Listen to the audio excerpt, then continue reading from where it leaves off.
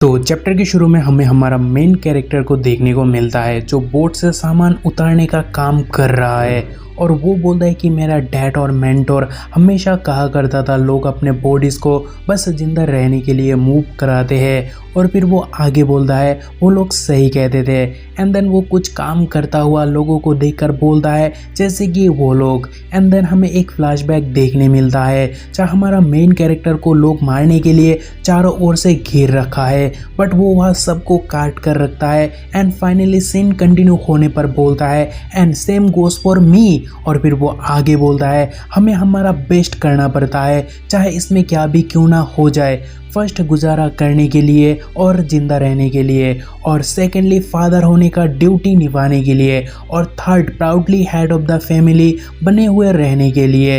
And then भाई बोलता है कि मोस्ट इम्पॉर्टेंटली मैं ये सब कुछ बनने जा रहा हूँ ऑल बाय माई सेल्फ, एक फादर बनकर। एंड देन भाई फिर से अपने बारे में हमें बताते हैं like head of the family मतलब हाउस होल्ड का लीडर, और मेरा फैमिली नाम नो है, सो मैं नो परिवार का मुखिया बनने जा रहा हूँ। और फिर वो आगे बोलता है जब पास्ट में मैंने मार्शल आर्ट्स सीखा तो मुझे यकीन था कि आदमी को हमेशा बिग ड्रीम्स देखना चाहिए और एक गोल को सेट रखना चाहिए ताकि उसे फुलफिल करके वो आसमान के स्टार की तरह चमक उठे और एक मैचलेस पर्सन बने जो किसी को भी फेस कर सकता है जो कि उसके सामने आ जाए। एंड शायद हमारा भाई ये सब हासिल कर चुका है क्योंकि वो आगे बोलता है कि ये सब हासिल करना पीस ऑफ केक की तरह है, मतलब बहुत आसान। लेकिन वो आगे बोलता है कि मुझे तो चट्टान की तरह मजबूत इंसान बनना ही था जिसके 3 वाइफ हो, 7 कंक्यूबाइंस और 3 वक्त पूरे व्हाइट राइस और साथ में एक साइड डिश, वो भी हर दिन। मतलब बेसिकली वो एक वेल्दी लाइफ चाहता था, लेकिन तभी उसे मार पड़ता हुआ देखने को मिलता है। और वो बोलता है लेकिन बस 2 घंटे की नींद लेने के बाद, पूरा दिन प्रैक्टिस करने के बाद मैं बस खाने और पोटी करने का टाइम लेता था, लेकिन फिर भी मैं अपने ओल्ड मैन को कभी हरा नहीं पाया। और उससे भी बड़ा दुख की बात यह है कि मेरे फादर कोई ऐसा पर्सन नहीं था जिन्हें स्किल मार्शल आर्ट्स लोगों में से कंसिडर्ड किया जाता हो, और मुझे कहा गया कि वो एक ऐसा पर्सन था जो एमलेसली घूमता फिरता था। तभी फादर उसे बीट करने के बाद उसे बोलता है डोंट वरी माय सन, तुम्हारे पास अभी भी काफी ज्यादा स्किल्स है कुछ करके जिंदगी गुजारने की, और आगे तुम केयरफुल होते हो तो ओल्ड होने तक तुम्हें भी एक अच्छी जिंदगी मिल सकता है, वो भी मेरे तरह। जो सुनकर हमारा हीरो बोलता है कि मेरा फादर खुद को हम्बली जांच किया, वो भी सच्चे कहीं ज्यादा, और वो मेरे लिए भी सेम चाहता था, लेकिन मुझे ऐसा नहीं चाहिए था क्योंकि मेरा एम्बियस और स्टैंडर्ड बहुत ज़्यादा ऊंचा है। और फिर वो बहुत हार्ड ट्रेन करता है और बोलता है कि एक ओल्ड मैन का कहना है कि आदमी का मेहनत उसे कभी भी धोखा नहीं देता, और फिर मुझे उस बात पर यकीन भी था। सो मैं बहुत हार्ड मेहनत किया और ये नहीं देखा कि दिन चल रहा है या रात, ठंडी या गर्मी। एंड ये कहने के बाद भाई हमसे सीधा पूछता है कि क्या तुम सब इस बात से सहमत नहीं हो कि ऐसे आदमी को बस उसके नाम के 2 लेटर से ही पहचाने। और उससे भी बड़ी सवाल ये है कि क्या सच में मेरा मेहनत आखिर में काम भी आएगा। और फिर वो आगे बोलता है कि फादर के गुजर जाने के बाद मैं एक फैंसी टाइटल के साथ as a pretty good fighter जिंदगी गुजर रहा था, और मेरा टाइटल था एस रैंक प्रॉब्लम सॉल्वर। लेकिन भाई ये भी बोलता है कि जब भी वो अपने फादर के बारे में सोचता है वो परेशान होता है क्योंकि उसका फादर एकमात्र ऐसा इंसान था जिसे उसने खो दिया। एंड देन वो मूरिम वर्ल्ड ऑफ मार्शल आर्ट्स पर कदम रखता है जहां जाने से उसका फादर उसे हमेशा मना किया, बट भाई का कहना है फिर भी वो वहां गया। और फिर वो आगे बोलता है कि मुझे लगा मैं वहां फिट हो जाऊंगा और मुझे यकीन था वहां मैं किसी को भी हरा दूंगा जो मेरे सामने आएगा, और मैं हमेशा यही सोचता था जब तक मैं उनसे नहीं मिला। फिर भाई हमें बताता है कि मैं अभी उनके बारे में बताना नहीं चाहता, इसके बारे में मैं फिर कभी बात करूंगा, जहां मैं कहना चाहूंगा ठीक है भाई जैसा आप चाहो। एंड देन भाई बोलता है कि उसके बाद मैं फिर से बिन मंजिल का ट्रैवलर बन गया, और तब वो मेरी जिंदगी में पहली बार आई, और वो एक ऐसी पर्सन थी जो मेरे पहुंच की बाहर थी, और जब तक मैं जिंदा हूं तब तक ना ही मैं उसे प्यार करना बंद कर सकता हूं और ना ही मैं उसे कभी भूल पाऊंगा। और फर्स्ट मुलाकात से ही मुझे लगा वो एक वेल्दी फैमिली से है, और वो मुझे अभी भी याद है जैसे कि वो कल की बात हो। और वो एक्सपेंसिव कपड़े पहनी हुई थी जिस पर वो काफ़ी ज़्यादा खूबसूरत लग रही थी, और वो एक ट्रू लेडी थी जो अपने हर एक शब्द के साथ एलिगेंट और ग्रेटफुल थी और उसकी ग्लो जस्ट अमेजिंग और वो मेरे जैसे आदमी से कम्प्लीटली अलग थी। और जब हमने शादी किया लोग बस उसी के सामने अच्छे होने की ट्राई करते थे और ऐसा मैं भी उसका ऑरा के कारण थे या फिर शायद उसकी काइंडनेस के लिए। और एक बात तो साफ थी, वो बहुत ही स्पेशल थी और मुझे आज तक यकीन नहीं होता उसने मुझे अपना पार्टनर चुना और वो मेरे लिए जेम और ट्रेजर की तरह बहुत प्रेशियस था and she was mind and mind alone. और मैं बस चाहता था वो कभी भी रिग्रेट ना करे मुझे हस्बैंड चुनने के लिए। सो मैं बहुत हार्ड काम करने लगा ताकि मैं बहुत ज़्यादा कमा सकूं और मैं बस चाहता था वो अपनी बेस्ट लाइफ गुजारे और अच्छा खाना खाए और मैं अच्छी अच्छी उसे गिफ्ट दिला दूं जितनी खूबसूरत वो है। लेकिन मैं इतना नहीं कर पाया क्योंकि मैं जितना कमाता था वो मेरे अकेले के लिए तो काफ़ी था मगर दोनों के लिए नहीं। और हालांकि मैं बहुत ज़्यादा कम अपने पर खर्च करता था फिर भी जो मैं बचाता था वो काफी ज्यादा कम था। और फिर हमें वो सीन देखने को मिलता है जहाँ वो जितना पेनी सेव किया वो आकर अपने वाइफ को दे देता है और बोलता है डियर मुझे माफ करना मैं बस यही तुम्हें ऑफर कर सकता हूँ। जहाँ ब्यूटीफुल वाइफ ग्रेट के साथ बोलती है कि तुम जितना लाते हो मैं उसमें बहुत खुश हूँ and thanks for your hard work. And ये याद करने के बाद भाई आगे बोलता है कि वो बहुत काइंड और अंडरस्टैंडिंग थी और एक बार भी हमारे लाइफ के बारे में कंप्लेन नहीं किया। और मैंने बार बार कहा भी था उसने मुझे किसी भी चीज के लिए थैंक्स बोलने की कोई जरूरत नहीं है फिर भी वो कभी रुका नहीं।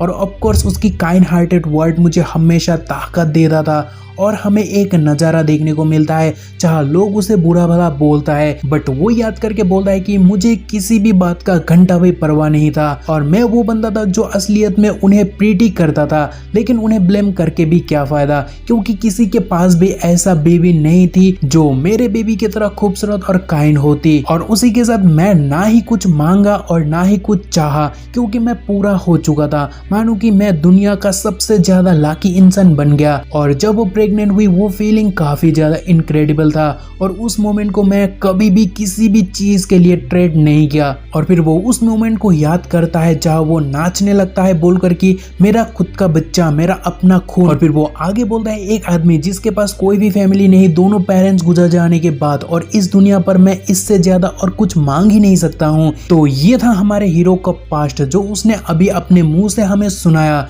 एंड टू बी ऑनेस्ट मुझे काफी ज्यादा अच्छा लगा। और अगर आपको भी तो ट्रस्ट मी एंड अपना कुर्सी की पेटी बांध लो क्योंकि यहाँ से मौसम बिल्कुल बदलने वाला है जो आपने एक्सपेक्ट भी नहीं किए होंगे। खैर उसके बाद हमें प्रेजेंट पर नो को परेशान देखने को मिलता है और वो बोलता है डैम इट कहीं यहाँ मैं मर ही ना जाऊं। और वो यहाँ तक भी बोलता है क्या ऐसा कोई वे है जिसे मैं उसकी पेन को फील कर पाऊं जिसे आप समझ सकते हो कि अपने बीवी से वो कितना ज्यादा प्यार करता है। तभी एक दादी आकर बोलता है कि ये ऐसा है मानो कि तुम माउंटेन के बाद माउंटेन का सामना कर रहे हो और अभी तक 5 घंटा हो चुका है लेकिन बेबीज का कोई अता पता नहीं है। जो सुनकर नो परेशान होता है और बोलता है तो अभी मुझे क्या करना होगा। चाहे वह दादी बोलती है कि नहीं तुम कुछ भी नहीं कर सकते हो सिवाय एक अहम डिसीजन लेने के अलावा। चाहे नो भी लाइक क्या चाहे तभी दादी बोलते हैं माँ या फिर बेबी में से तुम्हें एक को चुनना होगा। जहाँ नो एकदम से सैड होता है और गुस्सा होकर मन ही मन बोलता है गॉड अब मुझे कभी भी लक क्यों नहीं भेजते हो। और फिर गुस्सा होकर नो बोलता है कि ये भी कोई पूछने की बात है क्या बस माँ को बचा लो। तभी अंदर से माँ की आवाज आती है नहीं कभी भी नहीं।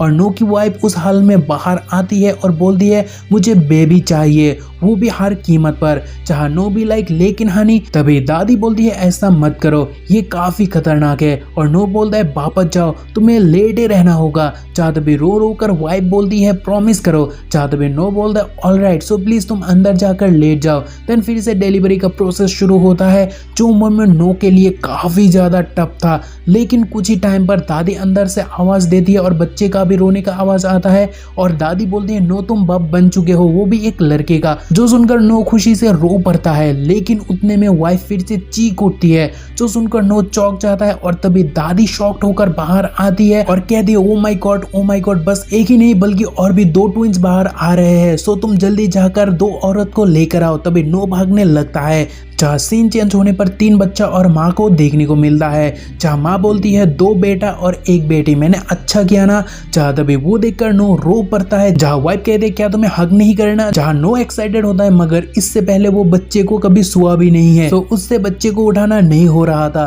तब वाइफ उसे अच्छे से टीच करती है कैसे उठाना है और बच्चे को गोद में उठाकर वो रो पड़ता है और बोलता है मैं तब भी नहीं रोया जब मुझे चाकू से हमला किया गया, लेकिन मेरे बच्चे जो हमेशा मेरे साइड रहेगा और मैं उनका। तभी वाइफ रोने लगती है और नो को हनी कहकर पुकारती है, जहाँ नो बोलता है यस हनी। जहाँ तभी वाइफ रो रो कर सॉरी बोलने लगती है, जो देखकर नो चौंक जाता है और बोलता है कि व्हाट। जहाँ तभी वाइफ बोलती है मुझे तुम्हारे साथ होना चाहिए था। जहाँ तभी नो बोलता है तुम हमेशा मेरे साथ ही रहोगे, तुम कभी भी कहीं भी नहीं जा रहे हो। तभी वाइफ फिर से सॉरी कहकर आंखें बंद कर लेती है, जो देखकर नो बोलता है ग्रैनी क्या हुआ। तभी ग्रैनी भी दुखी होता है, जो देखकर वाइफ का नाम पुकार पुकार कर वो जोर जोर से चीखने लगता है, जिसे सुनकर बच्चे भी रो पड़ता है। तभी वो ग्रैनी को पूछता है क्या हो रहा है, जहाँ ग्रैनी बोलती है I am sorry she already gone. और फिर ग्रैनी आगे बोलती है उस बॉडी के साथ 3 बच्चे। और फिर ग्रैनी एकदम से चुप हो जाती है, जो सुनकर नो एकदम टूट जाता है और गॉड को कंप्लेन करता है, वो भी ढेर सारा लाइक मैंने कभी भी कुछ गलत नहीं किया